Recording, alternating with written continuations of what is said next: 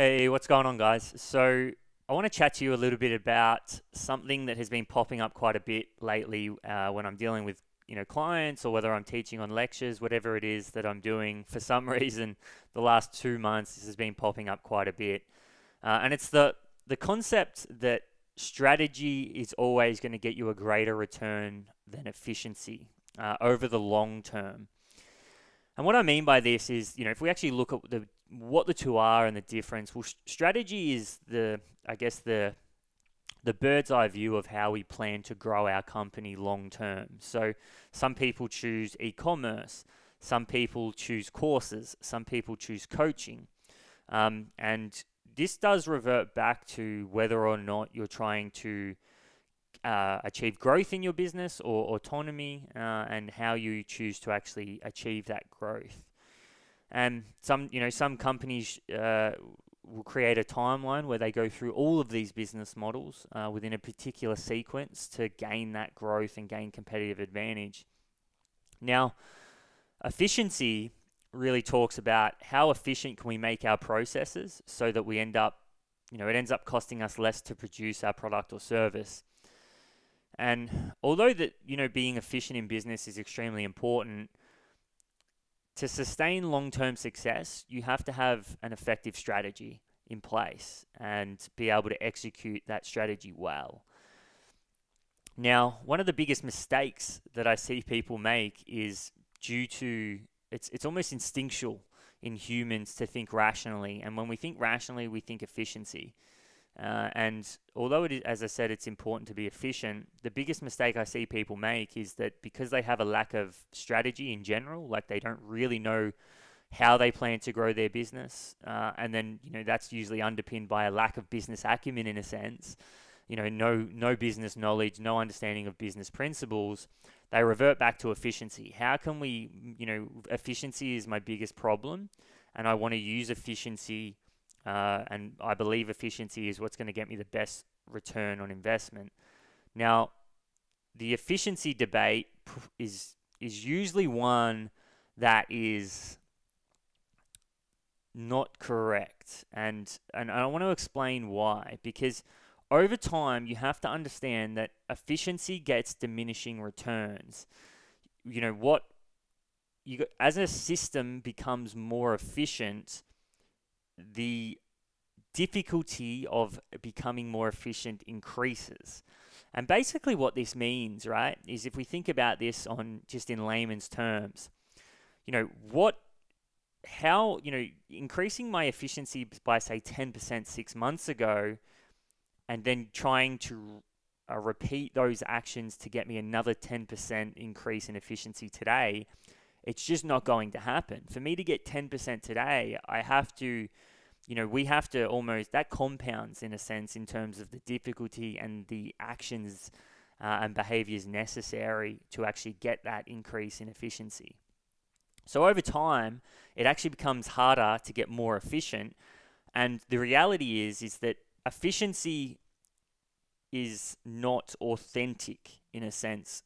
Like it's very easy for another business to come in and beat you in terms of efficiency. And that means that having competitive advantage and market share as a company, and that does exist, that's something you have to start thinking about, is that why do you have 30 clients and say another company may have 200? And a lot of the time we think it's because they're more efficient, but in reality, it's not. And it's because of their strategy in which they choose to grow from a bird's eye view is more differentiated than what yours is. And if it's not, then it's usually because efficiency has got them this short-term gain. But think about it from this perspective. How easy is it for you to become more efficient compared to what it is to have this differentiated strategy in how you choose to grow your business? Okay, so relying on efficiency is extremely hard to actually sustain long-term because it's easy for other companies to become more efficient. So when you think about when you go to war, if you go to war, that's pretty stupid. But more about thinking about a war, and back in the olden days, a castle. The way you would actually win a war, and a lot of the time, is you would have to capture somebody else's castle. It's like chess, and this is what all these games are underpinned by. But what what castles and kind of societies would do they would build moats around their castle, so that if they got attacked, it would make it extremely difficult for somebody to capture their castle, because they would have to swim through. People would potentially drown, and it would just make it more difficult to capture a castle if there was a moat around it. A business can create a moat around it, so it's harder for its competitors to copy what they're doing. Efficiency can be copied. Strategy, a lot of the time, cannot be copied as easily, which makes strategy a more sustained. If you're achieving success through strategy and strategical thinking, it's a lot more sustainable than what efficiency is. Okay, so it's really important and again, this is one of the biggest mistakes that people make, is they just simply cover up a lack of business strategy and business acumen with efficiency, because that's their default, that's their instinct. Now, the lesson here that you need to learn, right, is that your business's strategy on how it plans to grow is actually what underpins your success long term and makes it sustainable. Okay, and too often, I get on a call with, with a client, or I'm on a lecture and a question gets asked, and a lot of the time, the word that comes out of people's mouth is, I want to make my system, my business more efficient. And again, that usually is underpinned by the fact that they don't actually really know what they're doing. And this is why you hear me talk a lot about and saying, okay, in order to have control of your business and really have long-term success, you have to have control. And the only way to have control is to truly understand what you're doing. And that's why we run courses. That's why when we offer business coaching, we're always educating the business owner and not just telling them what to do and focusing on the business. So I want to tell you a little story, and this is going to kind of drive home my point here. And the story is it was basically my second business. So my first business was me being a coach. It was me being a personal trainer. And I got to about 200 grand a year in revenue purely from doing that alone. And then I started to mentor and get offers for mentoring when it comes to business of other trainers. And they would ask me, and then what I ended up doing is coming up with this model where I would have the trainer come on board, and they would come on board under Elite Vitality, and and they would join our team. But really, what they were paying for is the mentoring of their business. So it was still their business, but they would fall under the Elite Vitality brand. And I would mentor them and provide clients for them, and also systems and all of these kind of things. And basically how it worked is we would go revenue share. And the biggest lesson that I learned, right, was that the way I was planning to strategically grow that business was broken. And the system just didn't work. I ended up finding myself dealing with the trainer that was struggling the most all the time. And although, that makes a lot of sense from an efficiency standpoint, again, it just wasn't the right model, because the trainers who were doing really well got the least amount of attention. And it wasn't this, it was hard to find this equilibrium in that model, in a sense. And what I found myself doing is micromanaging the customer journey and trying to make it this most efficient process, where I would, because, I found myself, and because of the model, and it was the revenue share model, and it just didn't work. It wasn't the best situation for me. It wasn't the best situation for the trainer, which means that because the trainer a lot of the time, felt under pressure and all of these types of things, it ended up being that they would resent and you would struggle to find this place where they were happy to apply what they were learning. And then also because you were kind of forcing them into this customer journey.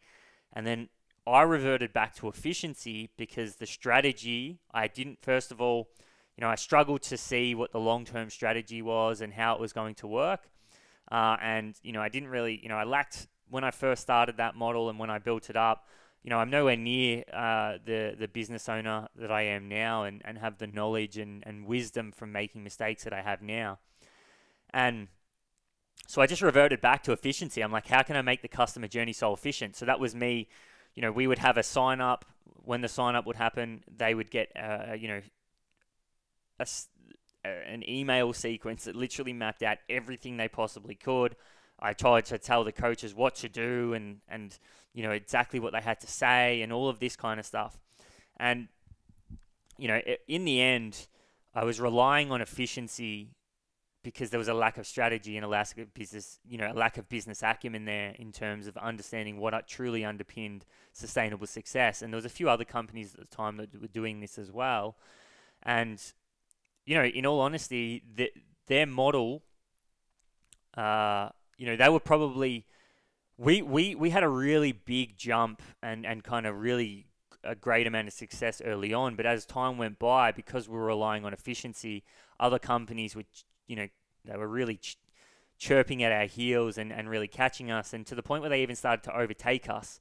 And then that's when, I started to learn. I got a business mentor. I've had many business mentors, but I got another business mentor, and I started to take a lot of short courses.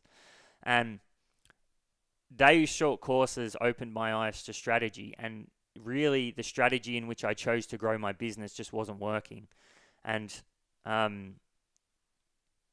the realization of that, and kind of the realization that I was relying on efficiency, showed me that even if I was to become more efficient than my competitors, the reality was it was so hard to sustain that, it would only be a matter of months or, potentially weeks until they would out-efficient me and kind of take, competitive advantage again and start to capture market share.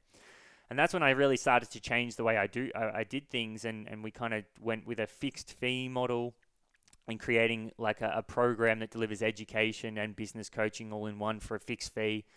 Made it better for the client. They had, their potential and how much they could profit and make was uncapped.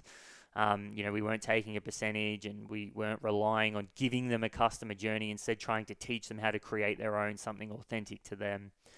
And then obviously we went into short courses, and now all of a sudden we're not relying on efficiency to capture market share and grow our business we're actually really starting to use strategy. How, we're doing consulting, we're doing short courses, we're going into services, we're building an alumni now. Like, we're actually relying on strategy, and that's allowing us to maintain competitive advantage and really start to capture, market share in the business coaching and business education realm within the fitness industry. So again, that story is a story that, I always tell myself over and over again to remind myself that strategy and how I plan to grow my business long term and creativity will always allow me to sustain my success long term than relying on efficiency. So if I sit down and plan, I'm planning my overarching strategy from a bird's eye view, and I'm thinking about, what's authentic to my company, what's authentic to our brand, and then what are some of the strategies that we can use to grow in terms of business model and marketing and branding and these kind of things, rather than just trying to always rely on efficient processes. So massive learning.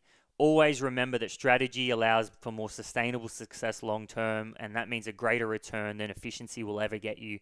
If you're relying on efficiency, it's usually because you don't know what you're doing, you're lacking strategy, and you're lacking business acumen. And if that's the case, then the number one thing you need to do is just learn and gain an education and start applying that education straight away, so you can gain that wisdom. And you'll understand what you do. And again, it'll give you that control. And that's what we're trying to do. We're trying to give you control of your business. And that's what's going to make you feel good.